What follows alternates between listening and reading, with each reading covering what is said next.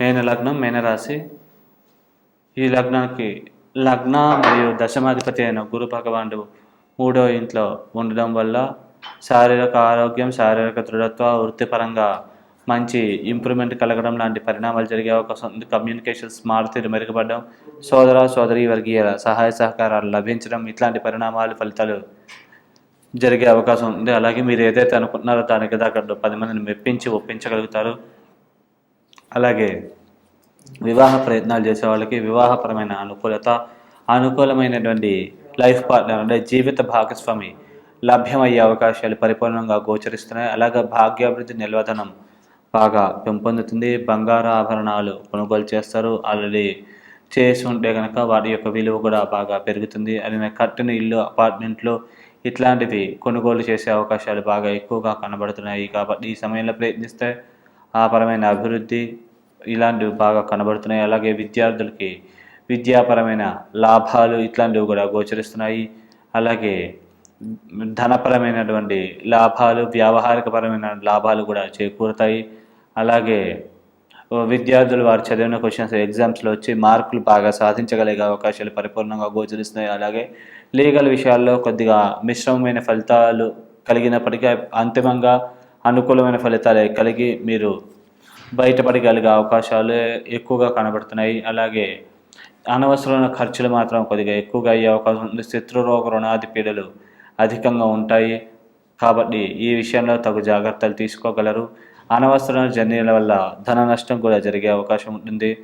అలాగే శత్రురోగ రుణాది పీడలు, దృష్టి దోషాలకు ఎక్కువ గురవడం, అలాగే కొన్ని గొప్పల వల్ల కూడా సమస్యలు తిప్పలు వచ్చే అవకాశాలు కనబడుతున్నాయి. కాబట్టి ఆ విషయంలో తగు జాగ్రత్తలు తీసుకుంటే మీరు ఈ సమస్య నుంచి అధిగమించగలుగుతారు. అంటే ఉన్నది చెప్పుకోవచ్చు కానీ లేనిది చెప్పుకోవడం వల్ల ఇంకా 10 సమస్యలు, దృష్టి దోషాలు తగిలి మీకు అనుకున్న పనులు కొద్దిగా వెనక్కి వెళ్ళే అవకాశాలు కనబడుతున్నాయి. కాబట్టి పరమంగా తగు జాగ్రత్తలు తీసుకుంటే ఈ సమస్య నుంచి అధిగమించగలుగుతారు.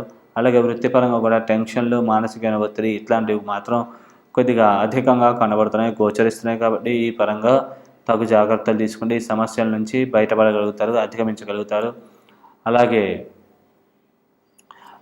భూములు విషయాల్లో స్వల్పమైన తగాదాలు, ఇబ్బందులు, వేరే వారితో కొద్దిగా చిన్న చిన్న మనస్పర్ధలు రావడం, ఇరుగు పరుగు వాళ్ళతో సఖ్యత దెబ్బతినడం ఇట్లాంటి పరిణామాలు కనబడుతున్నాయి. కాబట్టి ఈ విషయంలో తగు జాగ్రత్తలు తీసుకుని ఈ సమస్య నుంచి అధిగమించగలిగే అవకాశాలు పరిపూర్ణంగా కనబడుతున్నాయి, గోచరిస్తున్నాయి. అలాగే ఈ యొక్క శని వ్యయస్థానం సంచరించడం వల్ల డబ్బు ఖర్చులు అధికంగా కావడం, కుటుంబ సభ్యుల మధ్య చిన్న చిన్న మనస్పర్ధలు, విభేదాలు చేద్దాకా వచ్చి కొన్ని అవకాశాలు, అదృష్టం ఇట్లాంటివి చేజారడం లాంటి పరిణామాలు కనబడుతున్నాయి. కాబట్టి ఈ విషయంగా ఈ పరంగా తగు జాగ్రత్తలు తీసుకుంటే ఈ సమస్యలన్నింటినీ కూడా అధిగమించగలుగుతారు. అలాగే రవి వల్ల కూడా కొద్దిగా అప్పుడప్పుడు ఆ వాహన స్థానాన్ని చూడడం వల్ల స్వల్పంగా వాహన గండాలకి, ప్రమాదాలకి గురయ్యే అవకాశం ఉంది. వృత్తిపరమైన టెన్షన్స్ ఎక్కువగా ఉంటాయి. అలాగే కొత్తగా ఉద్యోగాలు మార్పు కోసం ప్రయత్నించే వాళ్ళు సాధ్యమైనంత వరకు ఈ సమయంలో మారకపోవడం మంచిది. మారితే మనకు సమస్యలు, ఇబ్బందులు ఇట్లాంటివి కొద్దిగా అధికమయ్యే అవకాశం ఉంది. అంటే మీరు కోరుకున్నటువంటి స్థాయి జాబ్ లభించకపోవచ్చు, దానికంటే కొద్దిగా తక్కువ స్థాయి ఉద్యోగమే లభించే అవకాశం ఉంది. కాబట్టి అలా ప్రిపేర్ అంటే వేరే ఉద్యోగం మారినా కానీ మీకు అక్కడ పై అధికారుల నుంచి ఒత్తిడి, సమస్యలు ఇలాంటివి వచ్చే అవకాశం ఉంది. అలాగే కొత్తగా ఉద్యోగం కోసం ప్రయత్నించే వాళ్ళకు కూడా వారి స్థాయికి తగ్గ కంటే కూడా కొద్దిగా తక్కువ ఉద్యోగాలు లభ్యమయ్యే అవకాశం ఉంటుంది. కాబట్టి ఒకవేళ అవకాశం వస్తే జాయిన్ అయిపోవడం మంచిది. ఒకవేళ మీకు అనుకూలత కోసం ట్రై చేస్తే కనుక కొద్దిగా 20వ తారీఖు తర్వాత ఈ పరమైన అనుకూలత కలిగే అవకాశాలు గోచరిస్తున్నాయి, కనబడుతున్నాయి. అలాగే వ్యక్తిగత జాతకంలో మీకు ముందుగా రాహు మహాదశ అయిపోయి కేతు మిగిలితే కనుక రాహుకేతులు ఇద్దరు కూడా మంచిగా యోగించి లాభించి మంచి మంగళకరమైన శుభకరమైన ఫలితాలని ఇచ్చే అవకాశాలు కనబడుతున్నాయి. ముఖ్యంగా వివాహ ప్రయత్నాలు చేసే వాళ్ళకి వివాహపరంగా అనుకూలమైనటువంటి జీవిత భాగస్వామి లభించే అవకాశాలే ఉన్నాయి. అలాగే బిజినెస్ పార్ట్నర్స్ మధ్య సంబంధ బాంధవ్యాలు బాగా మెరుగుపడతాయి. ఆల్రెడీ మ్యారేజ్ అయిన వాళ్ళు ఉన్న వారు ఒకరి అభివృద్ధికి ఒకళ్ళు తోడ్పడతారు. అలాగే బంధుమిత్రుల యొక్క సహాయ సహకారాలు ఇట్లాంటివి కూడా లభించే అవకాశాలు పరిపూర్ణంగా కనబడుతున్నాయి, గోచరిస్తున్నాయి. అలాగే శారీరక ఆరోగ్యం, శారీరక దృఢత్వత, మానసికమైనటువంటి ఆరోగ్యము, మానసికంగా దృఢంగా ఉండడం, కొద్దిగా ఏదైనా ఉన్నప్పటికీ అది కొన్ని రోజుల తర్వాత అయినా సాధించగలమనే నమ్మకాన్ని కలిగి ఉంటారు కాబట్టి ఈ ఈ పరంగా ఇబ్బంది ఏం లేదండి. కాకపోతే ధనపరమైన ఖర్చుల విషయాల్లో మాత్రం కొద్దిగా కంట్రోల్గా ఖర్చు పెట్టుకోవాలి, లేకపోతే సమస్యలు వస్తాయి.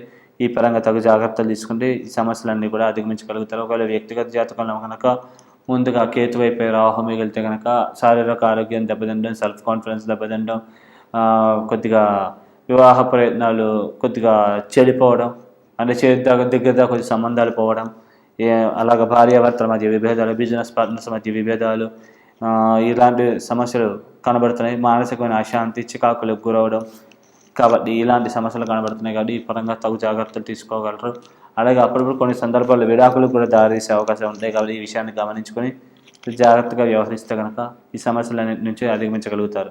అలాగే వ్యక్తిగత జాతకం కూడా ఒకసారి చూపించుకుంటే కనుక ఈ గోచార ఫలితాలు వారు ఇంకా ఎలా అప్లై చేసుకోవచ్చు, అది కూడా నిష్ణాతులైన జ్యోతిష్యుల ద్వారా తెలుసుకుంటే కనుక ఇంకా ఫర్దర్ ఇంప్రూవ్మెంట్స్ ఎలా చేసుకోవచ్చు, అలాగే ఎక్కడైతే కర్మ నిక్షిప్తమైంది, ఎక్కడ యోగాలు ఉన్నాయి, వాళ్ళన్నీ కూడా మీకు ఎగ్జాక్ట్ సజెషన్స్ ఇస్తారు. కాబట్టి ఆ సజెషన్స్ సరైన రీతిలో ఉపయోగించుకోవడం వల్ల పరిపూర్ణమైన, అంటే మంచి టైంలో ఆ శుభ ఫలితాలు ఇంకా ఎక్కువగా పొందగలుగుతారు.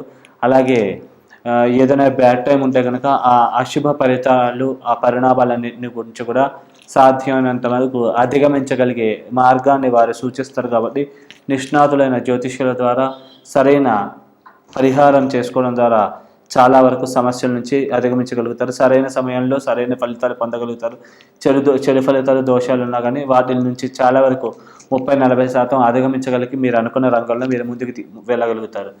అలాగే దీని నిమిత్తం ప్రత్యేకంగా మీరు గోసేవ, గోవుకి దానా ఏమన్నా తినిపించడం కానీ, అలాగే మీరు మినపపిండి, అలాగే పెసరపిండి, బెల్లం 3 కలిపి ఆవుకి శనివారాల పూట ఇట్లా తినిపిస్తూ ఉండడం వల్ల దోషాలన్నీ కూడా నివృత్తి అవుతాయి. అలాగే విశేషంగా నరసింహస్వామి ఆరాధన, నరసింహస్వామికి పులిహార నైవేద్యం పెట్టి ప్రసాదంగా స్వీకరించడం, ఇట్లాంటి పరిహారాలు చేసుకోవడం మంచిది. అలాగే దిగుల్లో ఏమైనా దేవాలయం ఉన్నా, మీ ఇష్టదేవుడు ఉన్నా కానీ వారిని పూజించడం, వారికి ప్రదక్షిణ నమస్కారాలు చేసుకోవడం, వారి నామాన్ని జపించడం, అలాగే సజ్జన సహవాసం, అలాగే సద్గురువుల యొక్క సూచనలు తీసుకుని ముందుకు వెళ్ళడం వల్ల ఈ సమస్యలన్నిటి నుంచి కూడా బయటపడి మీరు ఏదైతే అనుకున్నారో ఆ పనులన్నీ కూడా సాధించుకోగలుగుతారు. శుభం. ఒకవేళ వ్యక్తిగత జాతకంలో కేతు మహాదశ ముందైపోయి రాహు మహాదశ మిగిలితే కనుక రాహుకేతులు ఇద్దరు కూడా యోగించి లాభించే అవకాశాలే అద్భుతంగా కనబడుతున్నాయి, గోచరిస్తున్నాయి.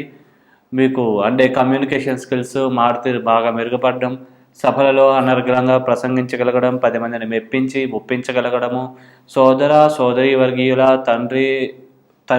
తండ్రికి సంబంధించిన తండ్రి వర్గీయుల సహాయ సహకారాలు బాగా లభించి వారు మీ ప్రతిభకి తగ్గ అవకాశాలు కొద్దిగా కల్పించే అవకాశాలు గోచరిస్తున్నాయి.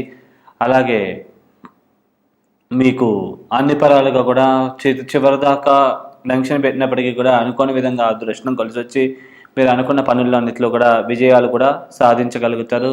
మరియు చివరిలో అదృష్టం భరించే అవకాశాలు బాగా కనబడుతున్నాయి. ఒకవేళ వ్యక్తిగత జాతకంలో ముందుగా మీకు రాహు అయిపోయి కేతు మిగిలితే కనుక ఈ పరిణామాలు, ఫలితాలు కొద్దిగా వ్యతిరేకంగా కనబడుతున్నాయి, గోచరిస్తున్నాయి. కాబట్టి తగు జాగ్రత్తలు తీసుకోగలరు. ఆయన మారుతీరులో తడబడడం, సోదరి వర్గీయుల మధ్య విభేదాలు, సమస్యలు తలెత్తే అవకాశం ఉంది. మారుతీరు మాట వల్ల సమస్యలు కొని తెచ్చుకోవడము, మనం ఒకలాగా మాట్లాడితే వేరే వాళ్ళకి ఇంకోలాగా అర్థమయ్యి దానివల్ల సమస్యలు, ఇబ్బందులు ఇట్లాంటివి తలెత్తే అవకాశాలు కనబడుతున్నాయి, గోచరిస్తున్నాయి. కాబట్టి ఆ విషయంలో తగు జాగ్రత్తలు తీసుకోగలరు. అనుకోని విధంగా కొన్ని అదృష్టాలు, అవకాశాలు కూడా చేజారిపోయే అవకాశాలు కనబడుతున్నాయి. కాబట్టి ఈ పరమైన జాగ్రత్తగా తీసుకుని కొద్దిగా మౌనం పాటించినట్లయితే ఈ సమస్యలన్నింటిని గురించి కూడా అధిగమించగలుగుతారు.